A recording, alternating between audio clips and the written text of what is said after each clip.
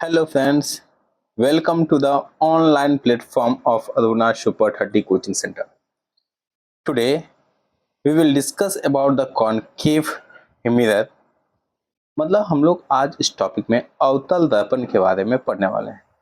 Specially we will discuss about the ray diagram.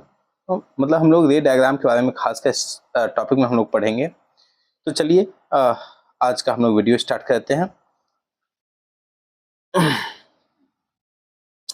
चलिए सबसे पहले हम बात करेंगे कि हमारा गोलीय दर्पण है क्या, गोलीय दर्पण किसे कहते हैं. गोलीय दर्पण में ही हम देखेंगे कि गोलीय दर्पण दो तरीके का होता है. एक आपका कॉनकेव, दूसरा होता है कॉन्वेक्स. एक को अवतल दर्पण कहते हैं, एक को उत्तल दर्पण कहेंगे. Now we will discuss about the flowing topics in this lecture. The topics will be what is the spherical mirror. हम लोग इस अध्याय में पढ़ेंगे कि स्फेरिकल मिरर है क्या, स्फेरिकल मिरर है क्या. इसके अलावा हम लोग पढ़ेंगे जो टर्म्स इस्तेमाल होंगे, टर्मिनोलॉजी जो इस्तेमाल होंगे गोलीय दर्पण में, जो शब्दावली इस्तेमाल होंगे उसके बारे में पढ़ेंगे. इसके अलावा हम लोग देखेंगे गोलीय दर्पण कितने प्रकार के होते हैं, टाइप्स ऑफ स्फेरिकल मिरर. इसके बाद अलावा हम पढ़ेंगे कॉनकेव मिरर क्या होता है, मींस अवतल दर्पण क्या होता है, या अवतल दर्पण का दूसरा नाम क्या है ये भी हम जानेंगे इसमें. इसके अलावा हम लोग प्रॉपर्टीज पढ़ने वाले, गुण पढ़ने वाले हैं. अवतल दर्पण का हम लोग गुण पढ़ने वाले हैं. इसके अलावा हम लोग पढ़ेंगे रे डायग्राम पढ़ने वाले हैं और हम लोग यूज ऑफ कॉनकेव मिरर पढ़ने वाले हैं. ठीक, चलिए हम एक एक करके देखेंगे स्फेरिकल मिरर. अच्छा, इससे पहले हम लोग जानना चाहते हैं कि आखिर ये दर्पण जो है इसका क्या इतिहास पहले हुआ है कि नहीं. ठीक है, पहले जान लेते हैं कि स्फेरिकल मिरर कहते क्या है, गोलीय दर्पण है क्या. तो बोलता है कि ऐसे दर्पण जिसको काटा गया है किस शेप में, गोल शेप में. Spherical mirror is a mirror. जो हमारा गोलीय दर्पण एक दर्पण है that has the shape of piece out of the spherical surface. जिसका जो सतह होता है कैसा होता है, गोलाकार सतह होता है. मतलब ऐसा दर्पण जिसका सतह कैसा हो, गोल हो, ऐसे दर्पण को हम कौन सा दर्पण कहेंगे, गोलीय दर्पण या गोलाकार दर्पण भी कहेंगे. चलिए अगर देख लेते हैं, आप यहाँ पे अगर आप चित्र देखेंगे तो ये वाला चित्र देख लीजिए. ये वाला चित्र जिसमें एक क्या है, गाड़ी आपको दिखाई दे रहा है. ये वाला चित्र की बात करेंगे. ये वाला चित्र में आप देखते हैं तो कैसा दर्पण है, गोल दर्पण है. इसके अलावा अगर आप दूसरा बात करें तो ये वाला भी चित्र देखिए, ये कैसा है, गोल है, इसलिए इसका नाम क्या है, गोलीय दर्पण. हमारे मन में एक जिज्ञासा उठता है, क्या गोलीय दर्पण प्रारंभिक समय से भी क्या ऐसे ही गोलीय दर्पण थे. क्या जब सभ्यता का आरंभ हुआ क्या उस समय भी दर्पण का इस्तेमाल किया जाता था. तो चलिए इसका जवाब जानते हैं. हाँ, जब सभ्यता स्टार्ट हुआ था उस समय भी लोग दर्पण का इस्तेमाल करते थे. तो क्या उस समय आज के तरह आधुनिक दर्पण हुआ करता था क्या, तो बिल्कुल नहीं. उस समय जो लोग थे वो दर्पण के लिए इस्तेमाल क्या करते थे, पूल्स ऑफ वाटर. क्या इस्तेमाल करते थे, पूल्स ऑफ वाटर. मतलब पानी के ताल का इस्तेमाल करते थे. आज भी देखते होंगे जब पानी क्या होता है, जब पानी एक जगह पे स्थिर होता है तो वहां पे आप देखे होंगे कि आपका उसमें परछाई दिखाई देता है. तो उसी तरह से पहले के समय में भी इस तरह का इस्तेमाल होता था, पूल्स ऑफ वाटर का इस्तेमाल होता था, मतलब पानी के तल का इस्तेमाल होता था. आज आप देखते होंगे जहां पानी एकदम शांत होता होगा, आप उसमें अपनी परछाई देखेंगे तो आपको अपना चेहरा दिखाई देता होगा. पहले के समय में भी जब मानव सभ्यता का जब स्टार्ट हुआ था, मानव सभ्यता था, उस समय भी लोग इस्तेमाल करते थे दर्पण का, लेकिन उस समय का दर्पण क्या था, पानी के ताल का. ऐसा संभावना है. इसके अलावा सबसे पहली बात जहां तक मालूम हुआ है कि सबसे पहली बात जो दर्पण बनाया गया था वो था पॉलिश स्टोन पीस. मतलब जो पत्थर थे उसको पॉलिश करके बनाया गया था. इसके बाद जब 500 एडी में चाइना के लोग, कहाँ के लोग, चाइना के लोग पहली बार दर्पण बनाए थे. किसका उपयोग करके, सिल्वर और मरकरी, मतलब चांदी और पारा. मरकरी मतलब क्या होता है, पारा. चांदी और पारा का इस्तेमाल करके पहली बार 500 ईस्वी में चीनी लोग क्या किए थे, दर्पण का आविष्कार किए थे. यहाँ पे एक शब्द आया है एडी, 500 एडी. अच्छा, ये शब्द एडी है क्या, एडी जो शब्द है खास के इतिहास में पढ़े जाने वाले शब्द है. एडी का मतलब होता है after the birth of Christ, मतलब ईसा के जन्म के बाद. चलिए हम ये समझते हैं कि एडी होता क्या है, एडी हम कहते किसको हैं. अगर आप देखेंगे तो इस पिक्चर को आप ध्यान से देखिए. इस पिक्चर में हमने क्या किया है, दो पार्ट बांटा है. इस पिक्चर को अगर आप ध्यान से देखेंगे तो एक पार्ट अगर देखते हैं तो ये टाइमलाइन देखिए, ये वाला टाइमलाइन. इस टाइमलाइन में आपको एक लाइन दिखा गया है, इस लाइन के दो भाग बांटा गया है। देखिए ये जो लाइन है वो दिखाता है कि ईसा का जन्म कब हुआ, ईसा मसीह, जो ईसाई धर्म की बात कर रहे हैं उसकी बात करें, ईसा मसीह क्रिश्चियन की बात करते हैं। अब देखिए ईसा मसीह के बाद के समय को एडी से दिखाया गया है, इसको बोलते हैं इंग्लिश में एनो डोमिनी, क्या कहते हैं इसको, एनो डोमिनी, एडी। अब ईसा मसीह के जन्म के पहले को बीसी बोलते हैं, बिफोर क्राइस्ट। एक्चुअली जब एडी और बीसी इस्तेमाल किया गया तो यहाँ पे क्राइस्ट मतलब क्रिश्चियन शब्द का, एक क्रिश्चियन टर्म्स का इस्तेमाल हुआ, जो बाद में लोगों को दिक्कत होने लगा इस टर्म से, तो बाद में एक सेकुलर टर्म्स लाया गया ताकि वो किसी भी जाति को, किसी भी धर्म को कोई दिक्कत ना हो इस टर्म से। उसके बाद एक अन्य शब्द जोड़ा गया जिसको बोलते हैं सीई। अब इसका हो गया कॉमन एरा। सीई क्या होता है, कॉमन एरा। और एक शब्द होता है बीसीई, बिफोर कॉमन एरा। अब ये शब्द क्या है, कॉमन एरा जो हो गया वो शब्द हो गया ईसा मसीह के जन्म के बाद का समय को कॉमन एरा कहते हैं, और ईसा मसीह के जन्म के पहले के समय को बीसीई, बिफोर कॉमन एरा कहते हैं। जैसे हमारा जो कैलेंडर अगर बात करते हैं तो जैसे हम लोग अभी 2025 में है, 2025 में है, इसका मतलब है कि हम लोग का जो जन्म हुआ है, हम लोग का जो भी साल चल रहा है वो ईसा मसीह के 2025, ईसा मसीह का जन्म कितना हो गया है, लगभग 2025 साल बीत चुके हैं ईसा मसीह के जन्म को। अच्छा, ईसा मसीह के जन्म के पहले के समय में क्या होता है, हम लोग पूर्व इस्तेमाल करते हैं, ठीक ना, जैसे 500 शताब्दी पूर्व जब बात करेंगे बीसीई इस्तेमाल करेंगे, ईसा मतलब 500, अगर 500 बीसीई लिख रहे हैं इसका मतलब ईसा मसीह के जन्म के 500 साल पहले, मतलब ये जो समय है इसमें क्या कितना जुट जाएगा, 500 साल और जुट जाएगा, तो ये 2525, लगभग 2525 और 2524 को माना जाएगा। अब बात करते हैं आगे, यहाँ समझते हैं, जैसे इसमें देखिएगा तो एक और चित्र के द्वारा समझाया गया, यहाँ पे ध्यान से देखते हैं।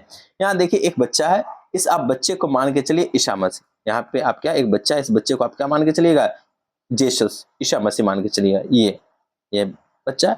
तो बच्चा के समय के बाद मतलब ईसा मसीह के बाद के समय को क्या लिखा गया, एडी। एडी को हम लिखते हैं सीई, क्या लिखते हैं, एडी को हम सी लिखते हैं। एडी मतलब after the birth of Christ, जिसको अब कल सेकुलर टर्म्स में हम बोलते हैं सीई बोलते हैं। ईसा बच्चे के जन्म के पहले मतलब ईसा मसीह के जन्म के पहले को बोलते हैं बीसी, बिफोर क्राइस्ट। ये जो बच्चा है ईसा मसीह, जिसको जेसस कहते हैं इंग्लिश में, और इसके जन्म के पहले को बीसीई बोलते हैं, बिफोर द कॉमन एरा, मतलब जो अभी जो हम लोग आधुनिक कैलेंडर देखते हैं इससे पहले की बात करेंगे। चलिए अब आते हैं हम लोग अपने टॉपिक पे, जो टॉपिक था स्फेरिकल मिरर। चलिए अब स्फेरिकल मिरर, स्फेरिकल मिरर का जो दूसरा शब्द है इसमें हम लोग पढ़ने वाले हैं गोलीय दर्पण का शब्दावली। अगर आप ध्यान से देखेंगे इस चीज को तो अभी पहले हमने पढ़ा कि गोलीय दर्पण होता क्या है, हमने ये देखा गोलीय दर्पण है क्या। इस दर्पण में हम देखें कि ऐसे कोई दर्पण जो किस आकार का है, गोल आकार का है, उसको हम क्या बोले, गोलीय दर्पण। अब बात करते हैं गोलीय दर्पण का शब्दावली क्या है, कौन कौन सा शब्द इस्तेमाल होता है। तो चलिए गोलीय दर्पण का जो शब्दावली है इसमें खास कर पे हम लोग इस्तेमाल करते हैं सेंटर ऑफ कर्वेचर। क्या इस्तेमाल करते हैं, सेंटर ऑफ कर्वेचर। अच्छा, सेंटर ऑफ कर्वेचर क्या है, इस पे हम लोग जिक्र करेंगे। चलिए उसको हम चित्र से आपको समझाते हैं। जैसे यहां ध्यान दीजिएगा, जैसे कोई भी अगर आप चित्र बनाना चाहेंगे, कोई भी चित्र, खासकर गोल वाली आकृति आप बनाएंगे तो गोल वाली आकृति का कुछ ना कुछ केंद्र होगा। जैसे आप कभी अपने कॉपी पे कभी आप क्या बनाते होंगे, वृत्त बनाते होंगे, तो उसके लिए क्या होगा, एक केंद्र आपको लेना होता होगा। सेम उसी तरह जब स्फेरिकल मिरर बनाया जाता होगा गोलीय दर्पण, उसका भी कोई ना कोई केंद्र होगा, उस केंद्र को ही हम सेंटर ऑफ कर्वेचर कहते हैं। क्या कहते हैं, सेंटर ऑफ कर्वेचर कहते हैं, जिसको हिंदी में वक्रता केंद्र कहा जाता है। क्या कहा जाता है, वक्रता केंद्र। वास्तव में जो वक्रता केंद्र होता है गोलीय दर्पण का केंद्र है। क्या है, गोलीय दर्पण का केंद्र है। इंग्लिश में देखिए लिखा गया है centre of curvature is the centre of the spherical mirror. जो सेंटर ऑफ कर्वेचर है क्या है, वो सेंटर है, किसका सेंटर है, स्फेरिकल मिरर मतलब गोलीय दर्पण का वो सेंटर है। चलिए अब आपको ये समझ में आ गया होगा, पहला टर्म्स इसमें आया सेंटर ऑफ कर्वेचर मतलब वक्रता केंद्र क्या है। अब अगला हम बात करते हैं, अब दूसरा टर्म्स देखते हैं, वो है पोल। पोल मतलब होता है ध्रुव। मतलब अगर आप देखते हैं जैसे ये हमारा गोलीय दर्पण, ये हमारा क्या है, ये हमारा क्या है, गोलीय दर्पण है। गोलीय दर्पण को बीचों बीच देखिए तो आप एक रेखा पास किया, ये एक रेखा है जिसको हम बोलते हैं काल्पनिक रेखा। वास्तव में ये काल्पनिक रेखा है लेकिन इसका नाम होता है मुख्य अक्ष, प्रिंसिपल एक्सिस। क्या है, प्रिंसिपल एक्सिस। जब देखिए प्रिंसिपल एक्सिस क्या हो गया, सेंटर ऑफ कर्वेचर, और उसके बाद देखिए दर्पण को एक बिंदु पे काटा है ना, एक्चुअली ये दर्पण के बीचों बीच कटा हुआ बिंदु है।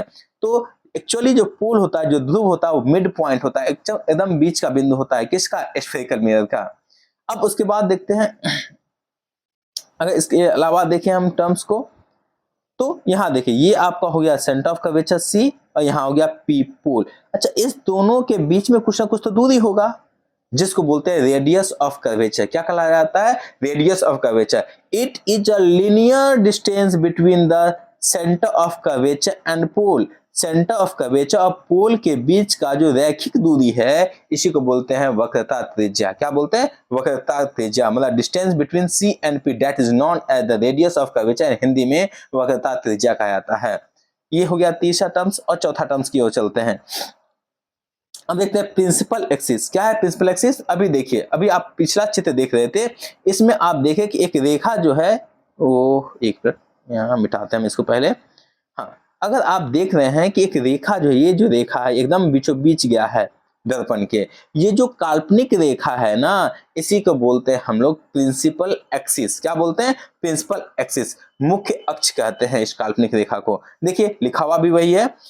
यह एक काल्पनिक रेखा है जो लेंस या गोलीय दर्पण, आगे हम लेंस की बात करेंगे उसमें भी, और गोलीय दर्पण में कहा जाता है ध्रुव और वक्रता केंद्र से, ध्रुव और वक्रता केंद्र से जाता है। इसको क्या कहते हैं? उस काल्पनिक रेखा को हम बोलते हैं मुख्य अक्ष। क्या बोलते हैं? मुख्य अक्ष। इंग्लिश में भी देखिए, तो इंग्लिश में भी वही लिखा हुआ है, it is a imaginary line. What is? It is a imaginary line. The imaginary line passes through the pole and center of curvature. Where it passes through the pole and the center of curvature. That line is known as the principal axis. ठीक, आपको समझ में आ गया होगा। चलिए अब बात करते हैं अपर्चर क्या होता है। अपर्चर या द्वारक, इसको हिंदी में बोलते हैं द्वारक। द्वारक क्या है? जैसे अगर आप इस दर्पण को देख रहे हैं, ये दर्पण है आपका, तो दर्पण कहां से कहां तक है? इस भाग से लेकर के इस भाग तक है। मतलब इस भाग में कहीं भी अगर किरण पड़ेगी तो वो क्या होगी? परावर्तित होगी। तो वो सारे बिंदु, दर्पण का वो सारे बिंदु जहां किरण पड़ने के बाद परावर्तित होती है, उस बिंदु को हम द्वारक कहते हैं। क्या कहते हैं? द्वारक कहते हैं। वास्तव में ये द्वारक बताता है दर्पण के आकार को, दर्पण के साइज को, दर्पण का आकार क्या है वही लिखा हुआ है। अगर आप यहाँ पे ध्यान से देखेंगे तो क्या है? द्वारक वह बिंदु होता है जहां प्रकाश का परावर्तन वास्तव में होता है। उन सभी बिंदु को हम द्वारक कहेंगे। इसके अलावा यह क्या बताता है? दर्पण का आकार भी बताता है। मतलब अगर इसका मतलब क्या हो गया? द्वारक जो है, द्वारक सीधे समानुपाती हो गया किसका? आकार का। किसके आकार का? दर्पण के आकार का। अगर द्वारक बड़ा होगा तो दर्पण का आकार भी क्या होगा? बड़ा होगा। अगर द्वारक छोटा होगा तो दर्पण का आकार भी क्या होगा? छोटा होगा। इतना तो आपको समझ में आ गया होगा। तो अभी हमने जो टर्म्स इस्तेमाल किया, उस टर्म्स में पहला टर्म्स था सेंटर ऑफ कर्वेचर, ये वक्रता केंद्र। हमने एक मिनट, ये हमने इस्तेमाल किया सेंटर ऑफ कर्वेचर, वक्रता केंद्र। इसके बाद हमने स्टार्ट किया पोल, ध्रुव। फिर हमने स्टार्ट किया रेडियस ऑफ कर्वेचर, तीसरा वक्रता त्रिज्या, और चौथा हमने इस्तेमाल किया प्रिंसिपल एक्सिस के बारे में देखा, और पांचवा हमने अपर्चर के बारे में देखा, जिसको हम द्वारक कहते हैं। आगे हम लोग बढ़ते हैं। अब फोकस क्या है? एक टर्म्स आया फोकस। फोकस क्या होता है? देखिए, जब भी कोई रेखा, समांतर रेखा जो मुख्य अक्ष के समांतर जाए, कहां जाए? मुख्य अक्ष के समांतर जाए, और वह परावर्तित होकर जिस बिंदु से जाती है वह बिंदु कहलाता है फोकस। क्या कहलाता है? फोकस। वही लिखा गया है कि यह कोई भी दिया गया बिंदु है जहां मुख्य अक्ष के समांतर, किसके? ये है हमारा मुख्य अक्ष, इसके समांतर एक रेखा गई और परावर्तित होकर के, मतलब रिफ्लेक्ट होकर के जहां से गई यहां गई, अभिसारित हुई, उस बिंदु को हम क्या कहेंगे? फोकस कहेंगे। फोकस। अब आगे बात करते हैं फोकस और फोकस दूरी। ये हो गया फोकस, ये हो गया पोल। तो फोकस और पोल के बीच की दूरी जो कहलाएगी, फोकस दूरी कहलाएगी। इसकी दूरी, फोकस और पोल की दूरी क्या कहलाती है? फोकस दूरी कहलाती है। It is a distance between the focus and pole. चलिए हम लोग अब आगे बढ़ते हैं। अब अगला टॉपिक है हमारा टाइप्स ऑफ स्फेरिकल मिरर, मतलब गोलीय दर्पण के कितने प्रकार होते हैं? तो गोलीय दर्पण के दो प्रकार होते हैं। एक अवतल दर्पण, दूसरा उत्तल दर्पण। अगर सिर्फ पूछा दर्पण के कितने प्रकार होते हैं तो दर्पण के 2 प्रकार होते हैं, प्लेन मिरर मतलब समतल दर्पण और गोलीय दर्पण, समतल दर्पण और गोलीय दर्पण, अगर दर्पण के बारे में पूछा तो। लेकिन अगर सिर्फ पूछा जाए गोलीय दर्पण के कितने प्रकार हैं तो गोलीय दर्पण के 2 प्रकार हैं, एक तो अवतल दर्पण, दूसरा उत्तल दर्पण। अवतल दर्पण को ही अभिसारी दर्पण कहते हैं और उत्तल दर्पण को हम अपसारी दर्पण कहते हैं। एक क्वेश्चन आया कि अवतल दर्पण को अभिसारी दर्पण क्यों कहा जाता है? वास्तव में अवतल दर्पण के प्रकृति के कारण, उसके नेचर के कारण इसका नाम अभिसारी दर्पण हुआ। अब जैसे है क्या, हम आपको एक चित्र के साथ समझाते हैं। मान लीजिए कि हमने एक दर्पण लिया, अवतल दर्पण, ये हमारा क्या अवतल दर्पण है। जब इससे ये क्या हो गया, मुख्य अक्ष हो गया और मुख्य अक्ष पे ये क्या हो जाएगा, आपका पोल हो जाएगा, फिर आपका क्या हो जाएगा, फोकस हो जाएगा, फिर क्या होगा आपका सेंटर ऑफ कर्वेचर जिसको हम वक्रता केंद्र कहते हैं, ये हो गया। ये आपको याद रखना है। इसका प्रकृति है क्या, जो भी समानांतर किरण आएगी वह टकराने के बाद कहाँ जाएगी, मर्ज करेगी। मर्ज करेगी मतलब आके एक बिंदु पे आके मिलेगी फोकस पर। एक्चुअली इससे जो परावर्तित किरण है वो आके क्या होती है, मर्ज कर जाती है, मिलती है, आके कंबाइन करती है एक बिंदु पे, इसलिए इसी कारण इसका नाम अभिसारी हुआ। क्या हो गया, अभिसारी दर्पण, क्योंकि इसमें एक कला है, वो मिलने की कला है, आके जो किरण होती है उसको एक जब बिंदु पे मिलाती है, इसलिए इसका नाम हो गया अभिसारी दर्पण। कौन सा दर्पण, अभिसारी दर्पण। जबकि कॉन्वेक्स मिरर की बात करें तो कॉन्वेक्स मिरर में होता है क्या, एक मिनट, हाँ, अगर हम बात करें कॉन्वेक्स मिरर का, हाँ, अगर हम बात करें कॉन्वेक्स मिरर का, चलिए उसका चित्र बनाते हैं। अब इसका काम क्या है, इसमें भी ये होगा पोल, ये होगा हमारा क्या पोल, ठीक है, ध्रुव है। इसमें जो किरण आती है समांतर किरण, वो टकराने के बाद फैलती है, क्या होती है, डाइवर्ज करती है। ये क्या होती है, इसमें आने के बाद किरण डाइवर्ज करती है, इसलिए इसका नाम हो गया अपसारी दर्पण। क्या हो गया, अपसारी, क्योंकि डाइवर्ज करती है, फैलाती है, इसलिए इसको इंग्लिश में डाइवर्जेंट मिरर कहा जाता है। कौन सा मिरर, डाइवर्जेंट मिरर, और हिंदी में अपसारी दर्पण कहा जाता है। जबकि कॉनकेव में देखिए तो किरण को मिलाई है, इसलिए इसको कन्वर्जिंग मिरर भी कहा जाता है और अभिसारी दर्पण भी कहा जाता है। अब आपको ये समझ में आ गया होगा कि इसका नाम ऐसा क्यों पड़ा, अभिसारी और अपसारी नाम इसका क्यों पड़ा। चलिए आगे बात करते हैं, इसका चित्र देख लीजिए। ये जो दर्पण है, ये आपका जो दर्पण है, ये अवतल दर्पण है। कौन सा दर्पण है, अवतल दर्पण या अभिसारी दर्पण। जबकि ये दर्पण, एक्चुअली हम साफ कर लेते हैं पहले इसको, हाँ, अगर आप ध्यान से देखेंगे, अब ये जो आपका दर्पण है, ये वाला दर्पण, ये है आपका उत्तल दर्पण। क्या है, उत्तल दर्पण।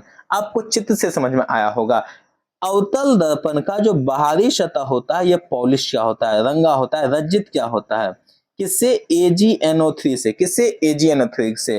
और अंदर वाला सतह जो होता है वो परावर्तक सतह होता है, मतलब रिफ्लेक्टिंग सरफेस होता है, रिफ्लेक्टिंग मतलब इस पे जो भी किरण आएगी वो टकरा के इसी सतह से क्या होगी, परावर्तित करेगी, इसलिए इसको रिफ्लेक्टिंग सतह बोला जाता है। जबकि अगर आप बात करते हैं उत्तल दर्पण का, जस्ट इससे उल्टा होता है। उत्तल दर्पण का जो बाहरी सतह होता है यह परावर्तक होता है। ये क्या होता है, परावर्तक सतह है, ये वाला सतह क्या है, परावर्तक है। जबकि इसका आंतरिक सतह क्या होता है, पॉलिश होता है, रंजित क्या होता है। ये दोनों में अंतर है। चलिए मेनली हमको इस वीडियो में सीखना है अवतल दर्पण के बारे में। कौन सा दर्पण के बारे में, अवतल दर्पण के बारे में। चलिए हम लोग आगे बढ़ते हैं तब तक। अब इस चैप्टर को ठीक समझने के पहले हमको बीम ऑफ लाइट पढ़ना होगा, प्रकाश का किरण के बारे में पढ़ना होगा, प्रकाश किरण के बारे में पढ़ना होगा। अब देखिए प्रकाश किरण मुख्य तौर पे हम लोग 3 तरीके का पढ़ते हैं। अगर आप तीनों अब ध्यान से देखेंगे तो 3 तरह का आपको प्रकाश का किरण इसमें दिखाया गया। एक, अगर यहाँ ध्यान दीजिए, इस यहाँ पे पहली वाले में देखते हैं सब किरण एक दूसरे क्या है, समांतर है। All rays are parallel to each other, so it is known as the parallel beam। क्योंकि सभी किरण आपस में समांतर है, इसलिए इसको समांतर किरण कहा जाता है। अगर आप इसमें देखेंगे, all rays are emitted from a point, मतलब जितने भी किरण है सब एक ही पॉइंट से इमिट कर रहे हैं, निकल रहे हैं, एक ही पॉइंट से निकल रहे हैं, इसलिए इसका नाम होता है अपसारी किरण या डाइवर्जेंट बीम। डाइवर्ज मतलब फैलना, मतलब एक ही बिंदु से फैल रहा है, इसलिए इसका नाम है डाइवर्जेंट बीम। अगर यहाँ पे देखेंगे तो यहाँ पे आके किरण जो है एक बिंदु पे आके मिल रही है, always converge at a point, तो इसलिए इसका नाम है कन्वर्जेंट बीम। इसी को बोलते हैं अभिसारी किरण, मतलब इसमें सारा किरण जो होगा एक जहां पे आके क्या हो जाएगा, मिल जाएगा। इसका मतलब हम लोग जो पढ़े बीम ऑफ रे वो 3 तरीके का होता है। पहला पैरेलल बीम, जिसमें क्या होता है हम देखेंगे सारा किरण क्या हो गया, समांतर गया। दूसरा एक बिंदु से निकला इसलिए अपसारी किरण। तीसरा क्या हो गया, एक ही बिंदु पे आके मिला इसलिए इसको बोलते हैं अभिसारी किरण। चलिए हम आगे बढ़ते हैं। अब यहाँ पे एक एक करके टॉपिक हम स्टार्ट करेंगे। आज का मुख्य तौर पे यहाँ से टॉपिक स्टार्ट होता है अवतल दर्पण या अभिसारी दर्पण। यहाँ देखिए जो आपको हम पहले बताया ये क्या है, अवतल दर्पण है। इसका देखिए बाहरी वाला भाग क्या है, पेंट किया हुआ है, रंजित किया हुआ है, जबकि आंतरिक भाग क्या है, परावर्तक भाग है, मतलब रिफ्लेक्टिंग सतह है। और इस दर्पण का जो नाम है अवतल दर्पण। आप हमेशा अवतल दर्पण के लिए इस तरह का इस्तेमाल करेंगे। आगे जब भी आपको इस तरह का दर्पण मिले और जिसका बाहरी भाग क्या हो जाए, रंजित क्या हो, तो आप समझेंगे वो अवतल दर्पण है या अभिसारी दर्पण है। चलिए आगे बढ़ते हम लोग। अब वही जो हम आपको पहले बता चुके हैं, जो जो इसको अभिसारी दर्पण क्यों कहा गया, क्योंकि साफ देखिए लिखा गया है अवतल दर्पण को अभिसारी दर्पण भी कहा जाता है, जो हम आपको पहले बताए। ऐसा इसलिए है क्योंकि जब प्रकाश की समांतर किरणें, देखिए ये प्रकाश की समांतर किरणें हैं, अवतल दर्पण से टकराती है, देखिए आके टकराया, देखिए यहाँ पे यहाँ पे यहाँ पे यहाँ पे आके टकराया, तो क्या होगा, ये परावर्तित हुआ ना, देखिए ये गया यहाँ गया यहाँ यहाँ यहाँ, ये सब क्या होगा, परावर्तित होके क्या मिला, एक ही बिंदु पे आके मिला, मिला ना एक बिंदु पे। क्योंकि यह अभिसारित हुआ इसलिए इसका नाम क्या हो गया है, अभिसारी दर्पण कहते हैं। और उस बिंदु पे जहां के मिला है उसको बोलते हैं क्या, फोकस बिंदु। क्या बोलेंगे, फोकस बिंदु, जिसको आमतौर पे हम लोग फोकस भी कहते हैं। क्या कहते हैं, फोकस। चलिए इससे हम अब आगे बढ़ते हैं। अब है रे डायग्राम ऑफ द मिरर, मतलब दर्पण का हम लोग पढ़ने वाले हैं किरण आरेख। दर्पण का कौन सा, किरण आरेख। अब देखिए मुख्य तौर पे दर्पण में 4 तरह के किरण आरेख पढ़ाए जाते हैं। कितने तरह के, 4 तरह के। पहला हम लोग देखेंगे हम लोग इसमें वास्तव में पढ़ने वाले हैं कॉनकेव मिरर का, वही हम लोग पढ़ने वाले एक एक करके देखते हैं। पहला यहां देखिए लिखा गया है कि जब कोई किरण, when a ray of light comes parallel to the principal axis, जब कोई किरण मुख्य अक्ष के समांतर आएगा, कहां आएगा, parallel to the principal axis, तो क्या होगा पहले ये देखते हैं। मान लीजिए कि एक कोई किरण है, चलिए मान लेते हैं एक किरण है जो मुख्य अक्ष के समांतर आए। देखिए एक किरण है जो क्या है, मुख्य अक्ष के समांतर है, तो ये जब आएगा तो यहाँ टकराने के बाद ये कहां से जाएगा, फोकस से जाएगा। कहां जाएगा, फोकस से जाएगा। ये पहला नियम है। ये क्या है, पहला नियम है। मतलब कोई भी किरण जो मुख्य अक्ष के समांतर हो, क्या हो, मुख्य अक्ष के समांतर हो, तो वो टकराएगा, टकराने के बाद कहां से जाएगा, वो फोकस से जाएगा। पहला नियम आपको ये याद रखना है। क्या नियम है, कि कोई भी अगर किरण होगी जो मुख्य अक्ष के समांतर आएगी तो परावर्तन होने के बाद कहां से जाएगी, फोकस से ही जाएगी। ठीक, समांतर किरण फोकस से, ये नियम। दूसरा नियम अब यहां देखते हैं। इस नियम में है कि अगर कोई किरण फोकस पे आएगी, कहां पे आएगी, फोकस पे आएगी, तो टकरा के वो कहां जाएगी, समांतर जाएगी। जस्ट उल्टा, पहले हमने देखा कि समांतर आई तो फोकस से गई, इस बार क्या है, फोकस पे आएगी, देखिए फोकस से आई तो टकराने के बाद वो कहां जाएगी, समांतर जाएगी। कहां जाएगी, मुख्य अक्ष के समांतर जाएगी। ये नियम नंबर कितना हो गया, 2। नियम नंबर 2। ये आपको दोनों नियम याद रखना है। यहाँ देखिए ये फोकस पे आई, टकराने के बाद क्या होगी, समांतर के परावर्तित होके। पहला नियम हम देखे थे, पहला नियम क्या था, पहला नियम देखिए फिर से आपको बताते हैं। पहला नियम आपका था, 1 मिनट, पहला नियम में समांतर आया, कहां से गया, टकराने के बाद फोकस से, कहां से गया, फोकस से। दूसरा नियम क्या, फोकस से आया तो समांतर गया, मतलब एक दूसरे के जस्ट उल्टा। अब नियम नंबर हम 3 पे चलेंगे। नियम नंबर 3 है कि अगर मान लीजिए कोई किरण आया और कहां से जाए, तो जाए सी से। कहां से, सी से। 1 मिनट, कहां से जाए, सी से जाए, तो क्या होगा, तो बोला गया है कि अगर कोई किरण वक्रता केंद्र से आया तो टकराने के बाद पुनः उसी रास्ते पर ये लौट जाएगा। कहां पे लौट जाएगा? वक्रता केंद्र पे जो आया था वो टकराने के बाद उसी रास्ते पे क्या होगा? लौट जाएगा। ये नियम नंबर 3 याद रखिए। समांतर फोकस से समांतर, तीसरा सी से तो वापस सी पर रिटर्न हो जाएगा। नियम नंबर 4 पे चलते हैं। नियम नंबर 4 जो है वास्तव में रिफ्लेक्शन का नियम पे ही काम करेगा। रिफ्लेक्शन का नियम हम पढ़ चुके हैं पहले कि अगर कोई भी किरण जितना कोण पे आएगी टकराने के बाद उतना ही कोण से जाती है, तो सेम वही नियम यहाँ पे होगा। मान लीजिए एक किरण है जो आके ध्रुव पे आके टकराती है, ठीक, ध्रुव पे आके टकराई और कोण बना लिए, मान लेते हैं 30 डिग्री का कोण बनाई या थीटा डिग्री का कोण बनाई। कितना डिग्री का? थीटा डिग्री का कोण बनाई। तो परावर्तित भी कितना डिग्री से होगा? वो थीटा डिग्री से ही अभी परावर्तित होगी। ये नियम जो है ये नियम कहलाता है नियम नंबर 4। देखिए लिखा है व्हेन अ रे लाइट हिट्स द पोल, जब कोई प्रकाश की किरण किसको हिट करेगा? ध्रुव पे टकराएगी। किसके ध्रुव पे? कॉनकेव मिरर का।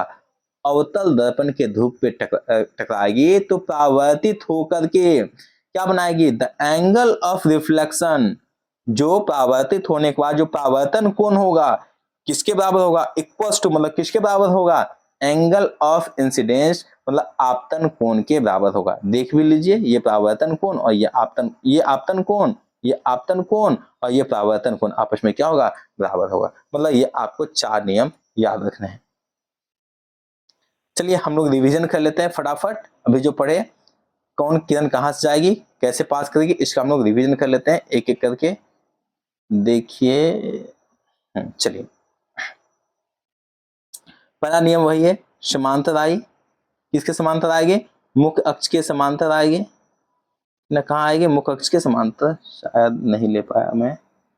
देखिए मुख्य अक्ष के समांतर आएगी, टकराने के बाद कहां जाएगी? फोकस से। दूसरा देखिए फोकस से आएगी तो टकराने के बाद कहां जाएगी? मुख्य अक्ष के समांतर। ये दूसरा नियम। तीसरा क्या देखे? सी से आएगी,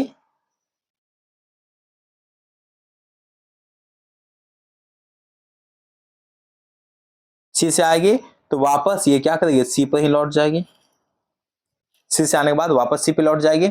अगर सोचिए चौथा, जितना कोण पी पे बनाएगी उतना कोण के साथ वह लौटेगी भी, मतलब जितना कोण पे आएगी उतना ही कोण से क्या होगी? लौटेगी। ये 4 नियम आपको याद रखना है। फिर हम अगले क्लास में देखेंगे क्या कि कैसे किसी वस्तु का प्रतिबिंब बनाया जाता है। हम लोग अगले वीडियो में देखेंगे कैसे किसी वस्तु का प्रतिबिंब बनाया जाता है। अगर आपको मेरा यह नोट्स चाहिए तो आप हमसे मेरे व्हाट्सएप नंबर पे आप संपर्क कर सकते हैं। मेरा व्हाट्सएप नंबर है, ये आपको दिया गया ये नंबर, ये मेरा व्हाट्सएप नंबर है। आप इस पे क्या कर सकते हैं? हमसे संपर्क करके हमसे नोट्स ले सकते हैं आप। इसके अलावा आपको वीडियो अच्छा लगा हो तो वीडियो को प्लीज लाइक करें, शेयर करें और अपने दोस्तों के साथ क्या करें? सब्सक्राइब करें, ताकि हम आपके लिए और भी वीडियो लाते रहें। तब तक के लिए थैंक यू, धन्यवाद।